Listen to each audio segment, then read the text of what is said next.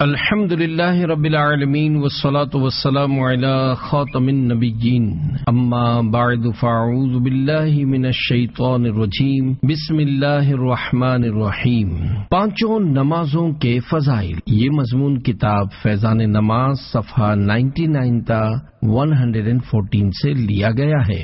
دعائے عطار یا رب المصطفیٰ، جو کوئی 17 صفحات کا رسالہ پانچوں نمازوں کے فضائل پڑھ یا سن لے، اسے مسجد کی پہلی صف میں پانچوں نمازیں با جماعت ادا کرنے کی توفیق عطا فرما اور اس کی بے حساب مغفرت فرما، آمین بجاہ خاتم النبیین صلی اللہ علیہ وآلہ وسلم۔ درود شریف کی فضیلت، فرمان مصطفیٰ صلی اللہ علیہ وآلہ وسلم، بروز قیامت لوگوں میں سے میرے قریب تر وہ ہوگا جس نے دنیا میں مجھ پر زیادہ درود پاک پڑھے ہوں گے۔ صلو علی الحبیب صلی اللہ علی محمد۔ فجر و عصر پڑھنے والا جہنم میں نہیں جائے گا۔ حضرت عمارہ بن رویبہ رضی اللہ عنہ فرماتے ہیں کہ میں نے مصطفیٰ جان رحمت صلی اللہ علیہ وآلہ وسلم کو فرماتے سنا، جس نے سورج کے طلوع و غروب ہونے یعنی نکلنے اور ڈوبنے سے پہلے نماز ادا کی، یعنی جس نے فجر و عصر کی نماز پڑھی، وہ ہرگز جہنم میں داخل نہ ہوگا۔ فجر و عصر کی فضیلت کی حکمت، حضرت مفتی احمد یار خان رحمت اللہ علیہ اس حدیث پاک کے تحت لکھتے ہیں، اس کے دو مطلب ہو سکتے ہیں۔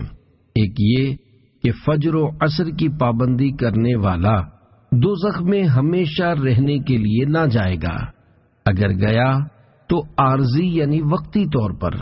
لہذا یہ حدیث اس حدیث کے خلاف نہیں کہ بعض لوگ قیامت میں نمازیں لے کر آئیں گے مگر ان کی نمازیں اہل حقوق یعنی جن کے حقوق پامال کیے ہوں گے ان کو دلوا دی جائیں گی۔ دوسرے یہ کہ فجر و عصر کی پابندی کرنے والوں کو انشاءاللہ باقی نمازوں کی بھی توفیق ملے گی اور سارے گناہوں سے بچنے کی بھی، کیونکہ یہی نمازیں نفس پر زیادہ بھاری ہیں۔ جب ان پر پابندی کر لی تو انشاءاللہ بقیہ نمازوں پر بھی پابندی کرے گا۔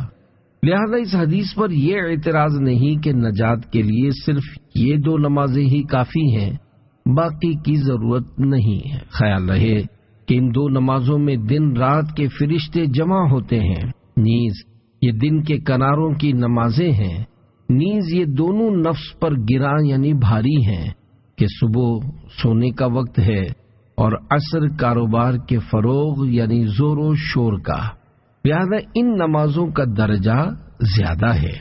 آمینہ کے چاند نے آسمان کا چاند دیکھ کر فرمایا، حضرت جریر بن عبداللہ رضی اللہ عنہ بیان کرتے ہیں کہ ہم حضور پاک صلی اللہ علیہ وآلہ وسلم کی بارگاہ میں حاضر تھے۔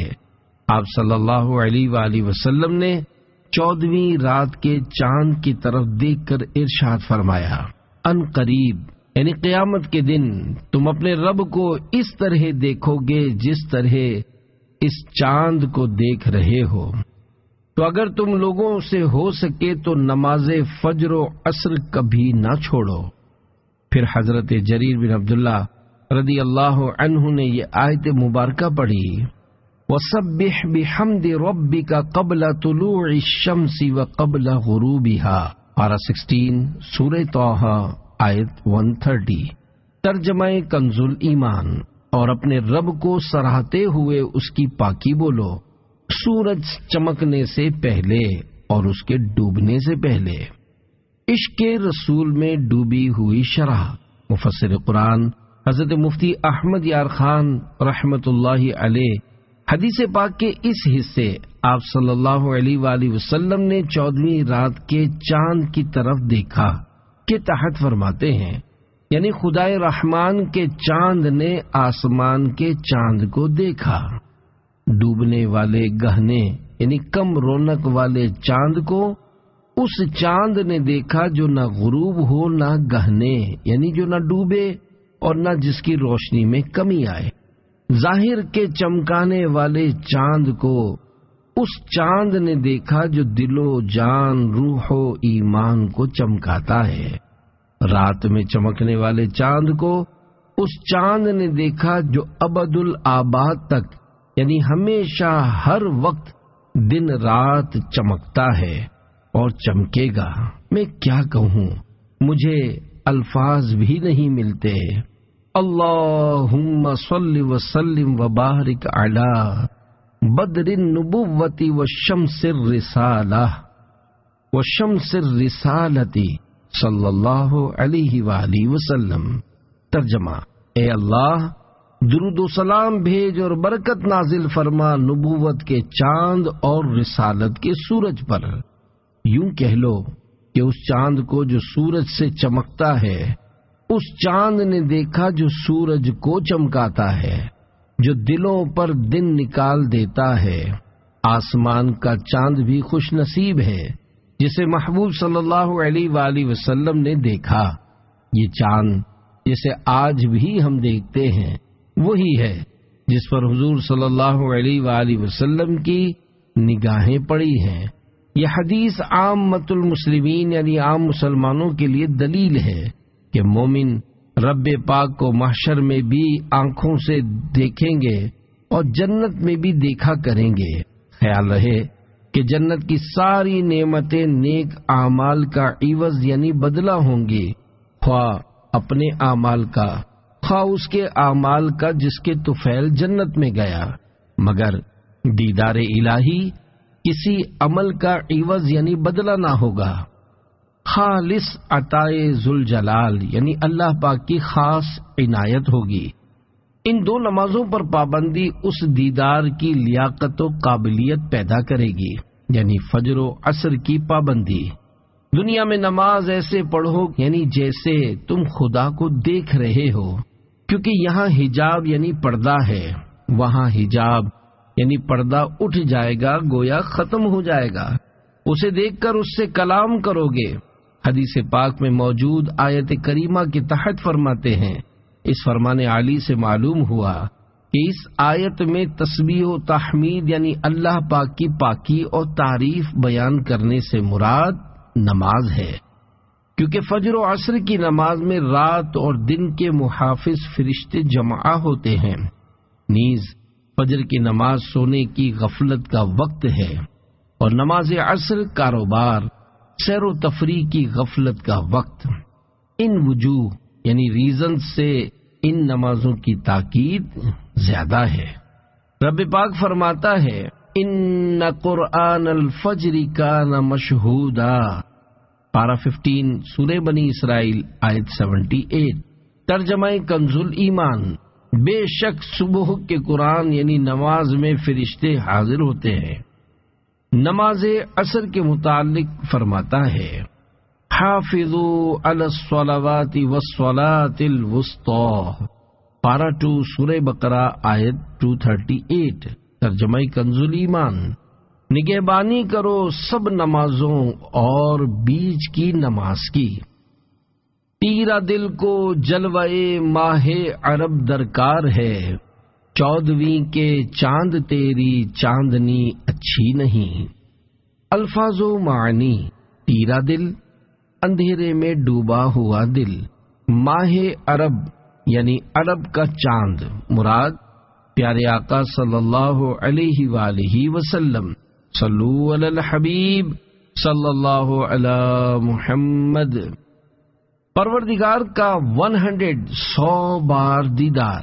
حضرت علامہ مولانا مفتی محمد امجد علی اعظمی رحمت اللہ علیہ ارشاد فرماتے ہیں، دنیا کی زندگی میں جاگتے میں اللہ پاک کا دیدار نبی صلی اللہ علیہ وآلہ وسلم کے لیے خاص ہے، اور آخرت میں ہر سنی مسلمان کے لیے ممکن بلکہ واقع رہا قلبی یعنی دل میں دیدار یا خواب میں، یہ دیگر انبیاء علیہ السلام بلکہ اولیاء کے لیے بھی حاصل ہے۔ ہمارے امام اعظم ابو حنیفہ رضی اللہ عنہ کو خواب میں 100 بار زیارت ہوئی۔ مزید فرماتے، اس یعنی اللہ پاک کا دیدار بلا کیف ہے، یعنی دیکھیں گے مگر یہ نہیں کہہ سکتے کہ کیسے دیکھیں گے۔ جس چیز کو دیکھتے ہیں اس سے کچھ فاصلہ، مسافت یعنی ڈسٹینس کا ہوتا ہے، نزدیک یا دور، وہ دیکھنے والے سے کسی جہت یعنی سمت یعنی ڈائریکشن میں ہوتی ہے، اوپر یا نیچے، داہنے یعنی رائٹ یا بائیں یعنی لیفٹ، آگے یا پیچھے۔ اس یعنی رب کریم کا دیکھنا ان سب باتوں سے پاک ہوگا۔ پھر رہا یہ کہ کیوں کر ہوگا، یہی تو کہا جاتا ہے کہ کیوں کر کو یہاں دخل نہیں، انشاءاللہ جب دیکھیں گے اس وقت بتا دیں گے۔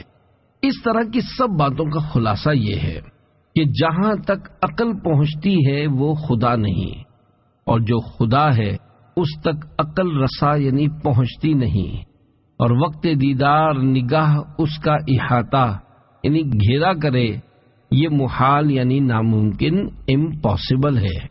باری شریف جلد اول صفحہ 160 پر ہے۔ جنتی جب جنت میں جائیں گے ہر ایک اپنے اعمال کی مقدار سے مرتبہ پائے گا، اور اس کے فضل کی حد نہیں۔ پھر انہیں دنیا کی ایک ہفتے کی مقدار کے بعد اجازت دی جائے گی کہ اپنے پروردگار کی زیارت کریں، اور عرش الہی ظاہر ہوگا، اور رب پاک جنت کے باغوں میں سے ایک باغ میں تجلی فرمائے گا، اور ان جنتیوں کے لیے ممبر بچھائے جائیں گے، نور کے ممبر، موتی کے ممبر، یاقوت کے ممبر، زبرجد کے ممبر، سونے کے ممبر، چاندی کے ممبر، اور ان جنتیوں میں کا ادنا یعنی چھوٹے درجے کا مشک و کافور کے ٹیلے پر بیٹھے گا، اور ان میں ادنا کوئی نہیں۔ اپنے گمان یعنی خیال میں کرسی والوں کو کچھ اپنے سے بڑھ کر نہ سمجھیں گے، اور خدا کا دیدار ایسا صاف ہوگا جیسے آفتاب یعنی سورج اور 14ویں رات کے چاند کو ہر ایک اپنی اپنی جگہ سے دیکھتا ہے، کہ ایک کا دیکھنا دوسرے کے لیے معنی یعنی رکاوٹ نہیں، اور اللہ کریم ہر ایک پر تجلی فرمائے گا۔ ان میں سے کسی کو فرمائے گا، اے فلاں بن فلاں، تجھے یاد ہے جس دن تو نے ایسا ایسا کیا تھا؟ دنیا کے بعد معاصی یعنی نافرمانیاں یاد دلائے گا۔ بندہ عرض کرے گا، تو اے رب کیا تو نے مجھے بخش نہ دیا؟ فرمائے گا، ہاں، میری مغفرت کی وسعت یعنی کشادگی پھیلاؤ ہی کی وجہ سے تو اس مرتبے کو پہنچا۔ جے میں ویکھا عملہ ولے، کچھ نہیں میرے پلے، جے میں ویکھا رحمت رب دی، بلے بلے بلے، یعنی جب میں اپنے اعمال کی طرف دیکھتا ہوں تو کچھ نہیں پاتا، اور جب اپنے رب کی رحمت کی طرف دیکھتا ہوں تو خوشی سے جھوم اٹھتا ہوں۔ نماز عصر کا ڈبل اجر۔ حضرت ابو بصرہ غفاری رضی اللہ عنہ سے روایت ہے کہ نور والے آقا صلی اللہ علیہ وآلہ وسلم نے فرمایا، یہ نماز یعنی نماز عصر تم سے پچھلے لوگوں پر پیش کی گئی تو انہوں نے اسے ضائع کر دیا، لہذا جو اسے پابندی سے ادا کرے گا اسے دگنا یعنی ڈبل اجر ملے گا۔ حضرت مفتی احمد یار خان رحمت اللہ علیہ اس حدیث پاک کے تحت لکھتے ہیں، یعنی پچھلی امتوں پر بھی نماز عصر فرض تھی مگر وہ اسے چھوڑ بیٹھے اور عذاب کے مستحق ہوئے، تم ان سے عبرت پکڑنا۔ دگنے اجر کی وجوہات کے مدنی پھول۔ پہلا اجر پچھلی امتوں کے لوگوں کی مخالفت کرتے ہوئے عصر کی نماز پر پابندی کی وجہ سے ملے گا، اور دوسرا اجر عصر کی نماز پڑھنے پر ملے گا جس طرح دیگر نمازوں کا ملتا ہے۔ پہلا اجر عبادت پر پابندی کی وجہ سے ملے گا، اور دوسرا اجر قناعت کرتے ہوئے خرید و فروخت چھوڑنے پر ملے گا، کیونکہ عصر کے وقت لوگ بازاروں میں کام کاج میں مصروف ہوتے ہیں۔ پہلا اجر عصر کی فضیلت کی وجہ سے ملے گا کیونکہ یہ صلاۃ وسطیٰ ہے یعنی درمیانی نماز ہے، اور دوسرا اجر اس کی پابندی سے کے سبب ملے گا۔ عمل ضبط ہو گیا۔ تابعی بزرگ حضرت ابو الملیح رحمت اللہ علیہ بیان کرتے ہیں، ایک ایسے روز کے بادل چھائے ہوئے تھے، ہم صحابی رسول حضرت بریدہ رضی اللہ عنہ کے ساتھ جہاد میں تھے۔ آپ نے فرمایا، نماز عصر میں جلدی کرو، کیونکہ سرکار دو عالم صلی اللہ علیہ وآلہ وسلم نے ارشاد فرمایا ہے کہ جس نے نماز عصر چھوڑ دی اس کا عمل ضبط ہو گیا۔ نماز عصر چھوڑنے کے عادی پر اندیشہ کفر حضرت مفتی احمد یار خان رحمت اللہ علیہ اس حدیث پاک کے تحت لکھتے ہیں، غالباً عمل سے مراد وہ دنیاوی کام ہے جس کی وجہ سے اس نے نماز عصر چھوڑی، اور ضبطی سے مراد اس کام کی برکت کا ختم ہونا ہے، یا یہ مطلب کہ جو عصر چھوڑنے کا عادی ہو جائے اس کے لیے اندیشہ یعنی خطرہ ہے کہ وہ کافر ہو کر مرے، جس سے اعمال ضبط یعنی برباد ہو جائے۔ البتہ اس کا مطلب یہ نہیں کہ عصر چھوڑنا کفر و ارتداد ہے۔ خیال رہے کہ نماز عصر کو قرآن کریم نے بیچ کی نماز فرما کر اس کی بہت تاکید فرمائی، نیز اس وقت رات و دن کے فرشتوں کا اجتماع یعنی جمع ہونا ہوتا ہے، اور یہ وقت لوگوں کی سیر و تفریح، تجارتوں کے فروغ یعنی بڑھنے اور مصروفیت کا وقت ہے۔ اس لیے اکثر لوگ عصر میں سستی کر جاتے ہیں۔ ان وجوہ یعنی ریزن سے قرآن شریف نے بھی عصر کی بہت تاکید فرمائی اور حدیث شریف نے بھی۔ 40 منٹ پہلے تیاری۔ حکایت، عارف باللہ ابو العباس حریسی رحمت اللہ علیہ نماز عصر کی تیاری اس وقت سے شروع کر دیتے جب ظہر کا وقت ختم ہونے میں 40 منٹ باقی ہوتے۔ آپ کی تیاری کا طریقہ یہ ہوتا کہ نگاہیں جھکائے مراقبے میں مشغول ہو جاتے اور وسوسوں سے استغفار کرتے رہتے، اور ایسا اس لیے کرتے تاکہ آپ پر عصر کا وقت اس حالت میں آئے کہ بارگاہ الہی میں حاضری سے آپ کے سامنے کوئی رکاوٹ نہ ہو۔ ایک بیان نے کئی نمازی بنا دیے۔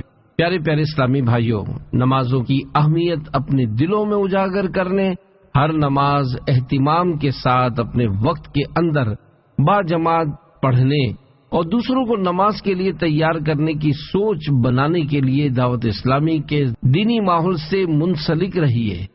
آئیے نمازی بننے بنانے کے متعلق ایک مزے بہار سنتے ہیں۔ وزیر آباد پنجاب کے اسلامی بھائی اس وقت اسکول کے طالب علم تھے۔ کسی مبلغ دعوت اسلامی نے مکتبۃ المدینہ سے جاری ہونے والے بیان کا کیسٹ بے نمازی کی سزائیں پیش کیا۔ ان کے بقول گھر میں والد صاحب کے علاوہ کوئی نماز نہیں پڑھتا تھا۔ بہرحال انہوں نے وہ کیسٹ گھر میں چلا دیا۔ والد صاحب نے بھی وہ بیان سنا اور گھر والوں کو بار بار اس بیان کو سننے کی ترغیب دی۔ اس بیان کی برکت سے اس اسلامی بھائی کے گھر والے نمازی بن گئے، غوث پاک رحمت اللہ علیہ کے مرید بھی بنے۔ پھر ایک وقت وہ آیا کہ الحمدللہ ان کے گھر میں اسلامی بہنوں کا ہفتہ وار سنتوں بھرا اجتماع بھی ہونے لگا۔ ان کے بھائی دعوت اسلامی کے نعت خواں بھی بنے اور جامعۃ المدینہ میں درس نظامی کے طالب علم بھی، جبکہ ان کے 2 چچا زاد بھائی دعوت اسلامی کے مدرسۃ المدینہ میں حفظ قرآن کی سعادت پانے لگے۔ یقیناً مقدر کا وہ ہے سکندر جسے خیر سے مل گیا مدنی ماحول۔ صلو علی الحبیب صلی اللہ علی محمد۔ اہل و عیال اور مال برباد ہو گئے۔ صحابی ابن صحابی حضرت عبداللہ بن عمر رضی اللہ عنہما سے روایت ہے کہ اللہ پاک کے پیارے رسول صلی اللہ علیہ وآلہ وسلم نے ارشاد فرمایا، جس کی نماز عصر نکل گئی، یعنی جو جان بوجھ کر نماز عصر چھوڑے، گویا اس کے اہل و عیال و مال وطر ہو یعنی چھین لیے گئے۔ وطر کا مطلب حضرت علامہ محمد ابو سلیمان خطابی شافعی رحمت اللہ تعالی علیہ فرماتے ہیں، وطر کا معنی ہے نقصان ہونا یا چھن جانا۔ پس جس کے بال بچے اور مال چھن گئے یا اس کے نقصان ہو گیا، گویا وہ اکیلا رہ گیا۔ لہذا نماز کے فوت ہونے سے انسان کو اس طرح ڈرنا چاہیے جس طرح وہ اپنے گھر کے افراد اور مال و دولت کے جانے یعنی برباد ہونے سے ڈرتا ہے۔ میت کو قبر میں سورج ڈوبتا ہوا معلوم ہوتا ہے۔ حضرت جابر بن عبداللہ رضی اللہ عنہ سے روایت ہے کہ رحمت عالم صلی اللہ علیہ وآلہ وسلم کا فرمان معظم ہے، جب مرنے والا قبر میں داخل ہوتا ہے تو اسے سورج ڈوبتا ہوا معلوم ہوتا ہے، تو وہ آنکھیں ملتا ہوا بیٹھتا ہے اور کہتا ہے، مجھے چھوڑو میں نماز پڑھ لوں۔ اے فرشتو، سوالات بعد میں کرنا۔ حکیم الامت حضرت مفتی احمد یار خان رحمت اللہ علیہ حدیث پاک کے اس حصے سورج ڈوبتا ہوا معلوم ہوتا ہے کہ تحت فرماتے ہیں یہ احساس منکر نکیر کے جگانے پر ہوتا ہے، خواہ دفن کسی وقت ہو، چونکہ نماز عصر کی زیادہ تاکید ہے اور آفتاب یعنی سورج کا ڈوبنا اس کا وقت جاتے رہنے کی دلیل ہے، اس لیے یہ وقت دکھایا جاتا ہے۔ حدیث کے اس حصے مجھے چھوڑو میں نماز پڑھ لوں کے تحت لکھتے ہیں، یعنی اے فرشتوں سوالات بعد میں کرنا، عصر کا وقت جا رہا ہے، مجھے نماز پڑھ لینے دو۔ یہ وہی کہے گا جو دنیا میں نماز عصر کا پابند تھا، اللہ نصیب کرے۔ اس لیے رب فرماتا ہے حافظوا علی الصلوات والصلاۃ الوسطی، پارہ 2 سورہ بقرہ آیت 238، ترجمہ کنز ایمان۔ نگہبانی یعنی حفاظت کرو سب نمازوں اور بیچ کی نماز کی، یعنی تمام نمازوں کی، خصوصاً عصر کی بہت نگہبانی یعنی حفاظت کرو۔ صوفیہ فرماتے ہیں جیسے جیو گے ویسے ہی مرو گے اور جیسے مرو گے ویسے ہی اٹھو گے۔ خیال رہے کہ مومن کو اس وقت ایسا معلوم ہوگا جیسے میں سو کر اٹھا ہوں، نزا وغیرہ سب بھول جائے گا۔ ممکن ہے کہ اس عرض یعنی مجھے چھوڑ دو میں نماز پڑھ لوں پر سوال جواب ہی نہ ہو، اور ہوں تو نہایت آسان، کیونکہ اس کی یہ گفتگو تمام سوالوں کا جواب ہو چکی۔ کیا پوچھتے ہو مجھ سے نکیرین لحد میں، لو دیکھ لو دل چیر کے ارمان محمد صلی اللہ علیہ وآلہ وسلم۔ تقسیم رزق کے اوقات۔ حضرت امام شعرانی رحمۃ اللہ علیہ کہتے ہیں میں نے سیدی علی خواص کو یہ فرماتے ہوئے سنا کہ مادی یعنی محسوس ہونے والا رزق جو کہ ہمارے جسموں کی غذا ہوتا ہے، طلوع فجر سے یعنی جب فجر کی نماز کا وقت شروع ہوتا ہے سے لے کر سورج ایک نیزہ نکل کر بلند ہونے تک، یعنی طلوع آفتاب کے 20 منٹ کے بعد تک اللہ پاک تقسیم فرماتا ہے۔ اور روح کی غذا یعنی مانوی رزق جو کہ دکھائی نہیں دیتا، یعنی دل و دماغ کا سکون جس پر مبنی ہوتا ہے، عصر کی نماز کے بعد سے غروب آفتاب تک تقسیم فرماتا ہے۔ روایت کا مقصد یہ ہے کہ ان اوقات کو غفلت میں نہ گزارو بلکہ ذکر و عبادت میں بسر کرو۔ منافقت کی ایک علامت۔ خادم نبی حضرت انس بن مالک رضی اللہ عنہ بیان کرتے ہیں کہ میں نے سرور کائنات صلی اللہ علیہ وآلہ وسلم کو فرماتے سنا کہ یہ منافق کی نماز ہے کہ بیٹھا ہوا سورج کا انتظار کرتا رہے حتیٰ کہ جب سورج شیطان کے 2 سینگوں کے بیچ آ جائے یعنی غروب ہونے کے قریب ہو جائے تو کھڑا ہو کر 4 چونچے مارے کہ ان میں اللہ کا تھوڑا ہی ذکر ہے۔ اس حدیث سے 3 مسئلے معلوم ہوئے۔ مفسر قرآن حضرت مفتی احمد یار خان رحمۃ اللہ تعالی علیہ اس حدیث باقی شرح میں لکھتے ہیں اس حدیث سے 3 مسئلے معلوم ہوئے۔ ایک یہ کہ دنیاوی کاروبار میں پھنس کر نماز عصر دیر سے یعنی مکروہ وقت میں پڑھنا منافقوں کی علامت یعنی نشانی ہے۔ دوسرے یہ کہ غروب سے 20 منٹ پہلے کراہت کا یعنی مکروہ تحریمی وقت ہے، وقت مستحب میں عصر پڑھنا چاہیے۔ تیسرا یہ کہ رکوع و سجدہ بہت اطمینان سے کرنا چاہیے۔ حضور صلی اللہ علیہ وآلہ وسلم نے جلد باز نمازی کے سجدے کو مرغ کی چونچ مارنے سے تشبیہ دی، جو وہ دانہ چگتے وقت زمین پر جلدی جلدی مارتا ہے۔ عصر کے بعد نہ سوئیں۔ رسول اللہ صلی اللہ علیہ وآلہ وسلم نے فرمایا جو شخص عصر کے بعد سوئے اور اس کی عقل جاتی رہے تو وہ اپنے آپ کو ہی ملامت کرے۔ نمازوں کے اندر خشوع اے خدا دے، پے غوث اچھا نمازی بنا دے۔ سنت کے 3 حروف کی نسبت سے سنت عصر کے متعلق 3 فرامین مصطفیٰ صلی اللہ علیہ وآلہ وسلم۔ نمبر 1، اللہ پاک اس شخص پر رحم کرے جس نے عصر سے پہلے 4 رکعتیں پڑھیں۔ نمبر 2، جو عصر سے پہلے 4 رکعتیں پڑھے اللہ پاک اس کے بدن کو آگ پر حرام فرما دے گا۔ نمبر 3، جو عصر سے پہلے 4 رکعتیں پڑھے اسے آگ نہ چھوئے گی۔ عصر کی سنتوں کے بارے میں مدنی پھول۔ عصر کے فرضوں سے پہلے 4 رکعتیں پڑھنا سنت غیر مؤکدہ ہے۔ اس میں اور عشاء کے فرضوں سے پہلے کی 4 سنتوں میں پہلی اور تیسری رکعت کے شروع میں ثنا، اعوذ اور بسم اللہ پڑھیے۔ دوسری اور چوتھی رکعت کے بعد قعدہ فرض ہے۔ دونوں قعدوں میں التحیات کے بعد درود ابراہیم اور دعا بھی پڑھیے۔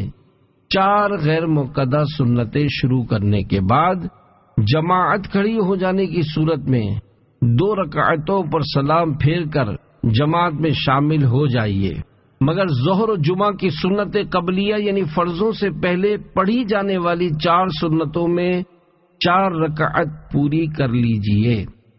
اس مسئلے کی تفصیلی معلومات فتاوی رضویہ جلد 8 صفحہ 129 تا 136 پر دیکھی جا سکتی ہے۔ مغرب کی نماز کے فضائل، مقبول حج و عمرہ کا ثواب۔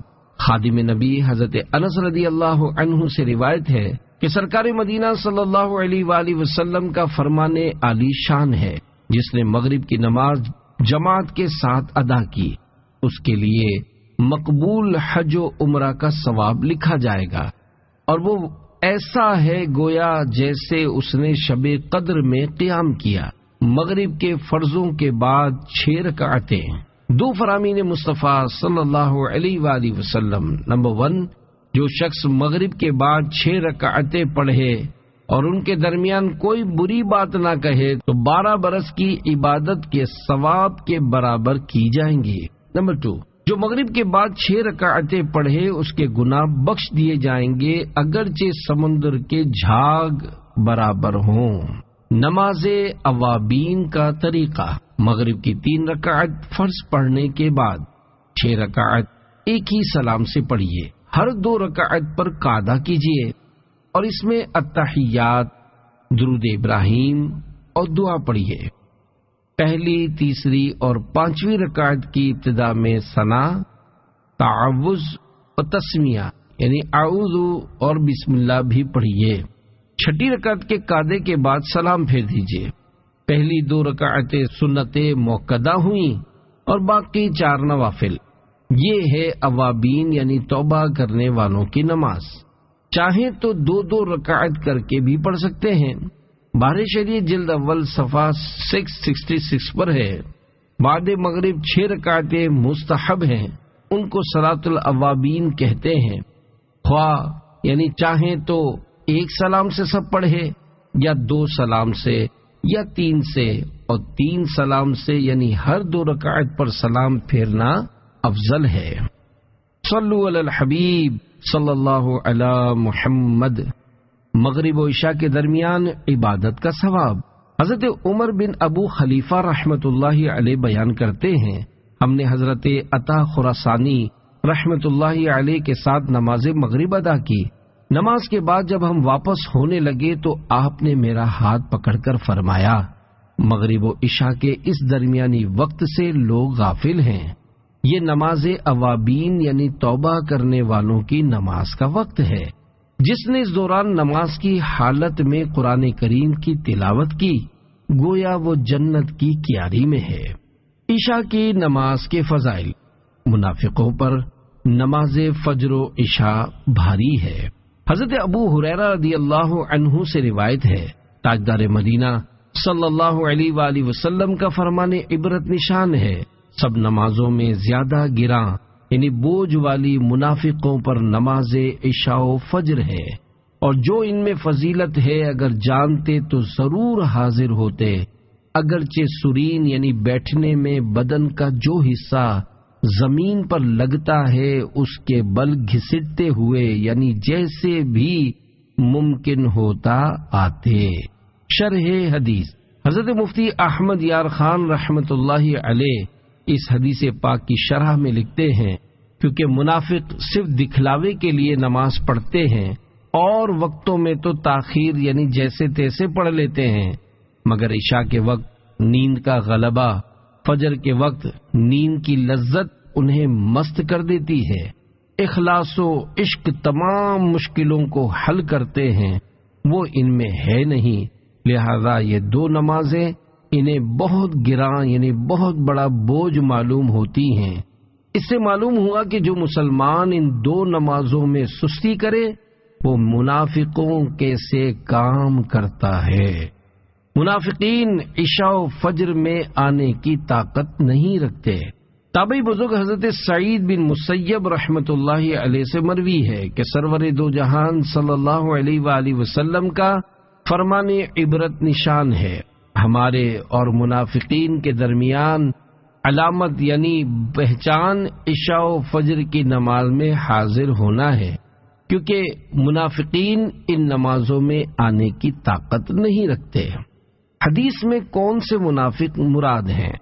حضرت علامہ عبد الرؤف مناوی رحمۃ اللہ علیہ لکھتے ہیں، اس حدیث میں بیان کردہ منافق سے مراد دور رسالت کے بدترین کفار نہیں ہیں جو خود کو جھوٹ موٹ مسلمان ظاہر کرتے تھے مگر دل سے کافر تھے، بلکہ یہاں مراد منافق عملی ہے جو کہ حقیقت میں مسلمان ہے۔ حدیث کے اس حصے منافقین ان نمازوں میں آنے کی طاقت نہیں رکھتے سے مراد ہے ہم ان نمازوں کو چستی کے ساتھ اور خوشی خوشی ادا کرتے ہیں۔ ہمیں ان دونوں نمازوں کو باجماعت ادا کرنے کے لیے مسجد آنے میں کوئی مشقت نہیں ہوتی، جبکہ منافقین پر یہ نمازیں بھاری ہیں، اس لیے وہ انہیں بشاشت یعنی خوشی اور چستی کے ساتھ ادا کرنے کی طاقت نہیں رکھتے۔ آگے چل کر فرماتے ہیں، واضح رہے کہ منافق عملی عبادت قائم کرنے کے لیے نہیں بلکہ عادت کی وجہ سے نماز پڑھتا ہے، اور چونکہ اس کا نفس نماز پڑھنے کو ناپسند کرتا ہے اس لیے وہ سب کے ساتھ نہیں بلکہ اپنے گھر میں تنہا نماز پڑھتا ہے۔ آگے مزید تحریر کرتے ہیں، بعض عارفین یعنی اللہ پاک کی پہچان رکھنے والوں کا قول ہے نماز فجر با جماعت پابندی سے پڑھنے سے دنیا کے مشکل کام آسان ہو جاتے ہیں۔ نماز عصر و عشاء میں جماعت کی پابندی سے زہد پیدا ہوتا یعنی دنیا سے بے رغبتی نصیب ہوتی ہے، خواہشات کی پیروی سے نفس باز رہتا ہے۔ نماز عشاء سے پہلے سونا، حضور اکرم صلی اللہ علیہ وآلہ وسلم فرماتے ہیں جو نماز عشاء سے پہلے سوئے اللہ پاک اس کی آنکھ کو نہ سلائے۔ امیر المومنین حضرت عمر فاروق اعظم رضی اللہ عنہ نے اپنے حکام کو ایک فرمان لکھا جس میں یہ بھی ہے کہ جو عشاء سے پہلے سو جائے خدا کرے اس کی آنکھیں نہ سوئیں، جو سو جائے اس کی آنکھیں نہ سوئیں، جو سو جائے اس کی آنکھیں نہ سوئیں۔ سیدنا فاروق اعظم رضی اللہ عنہ کے فرمان کے متعلق مفتی احمد یار خان رحمت اللہ علیہ لکھتے ہیں، جناب فاروق اعظم رضی اللہ عنہ کی یہ دعائے ضرر اظہار غضب یعنی ناراضی ظاہر کرنے کے لیے ہے۔ خیال رہے کہ نماز عشاء سے پہلے سو جانا اور عشاء کے بعد بلا ضرورت جاگتے رہنا یہ دونوں ہی کام سنت کے خلاف اور نبی صلی اللہ علیہ وآلہ وسلم کو ناپسند ہے، لیکن نماز سے پہلے سو کر نماز ہی نہ پڑھنا اور ایسے ہی عشاء کے بعد جاگ کر فجر قضا کر دینا حرام ہے، کیونکہ حرام کا ذریعہ بھی حرام ہوتا ہے۔ عشاء سے قبل سونا مکروہ ہے، باہر شریعت میں ہے۔ دن کے ابتدائی حصے میں سونا یا مغرب و عشاء کے درمیان میں سونا مکروہ ہے۔ عشاء کے بعد گفتگو کرنے کی 3 صورتیں۔ نمبر 1، علمی گفتگو، کسی سے مسئلہ پوچھنا یا اس کا جواب دینا یا اس کی تحقیق و تفتیش کرنا، اس قسم کی گفتگو سونے سے افضل ہے۔ نمبر 2، جھوٹے قصے کہانی کہنا، مسخرہ پن اور ہنسی مذاق کی باتیں کرنا یہ مکروہ ہے۔ نمبر 3، موانست کی بات چیت کرنا، جیسے میاں بیوی میں یا مہمان سے اس کے انس کے لیے کلام کرنا، یہ جائز ہے۔ اس قسم کی باتیں کرے تو آخر میں ذکر الہی میں مشغول ہو جائے اور تسبیح و استغفار پر کلام کا خاتمہ ہونا چاہیے۔ نمازوں کے ناموں کی وجہ، فجر کا معنی صبح ہے، چونکہ فجر کی نماز صبح کے وقت پڑھی جاتی ہے اس لیے اس نماز کو فجر کی نماز کہا جاتا ہے۔ ظہر کا ایک معنی ہے ظہیرتا یعنی دوپہر، چونکہ یہ نماز دوپہر کے وقت پڑھی جاتی ہے اس لیے اسے ظہر کی نماز کہا جاتا ہے۔ عصر کا معنی دن کا آخری حصہ، چونکہ یہ نماز اسی وقت میں ادا کی جاتی ہے اس لیے اس نماز کو عصر کی نماز کہا جاتا ہے۔ مغرب کا معنی سورج غروب ہونے کا وقت ہے، کیونکہ مغرب کی نماز سورج کے غروب ہونے کے بعد ادا کی جاتی ہے اس لیے اس نماز کو مغرب کی نماز کہا جاتا ہے۔ عشاء کے لغوی معنی رات کی ابتدائی تاریکی کے ہیں، چونکہ یہ نماز اندھیرا ہو جانے کے بعد ادا کی جاتی ہے اس لیے اس نماز کو عشاء کی نماز کہا جاتا ہے۔ تو پانچوں نمازوں کا پابند کر دے، پے مصطفیٰ ہم کو جنت میں گھر دے، صلو علی الحبیب صلی اللہ علی محمد۔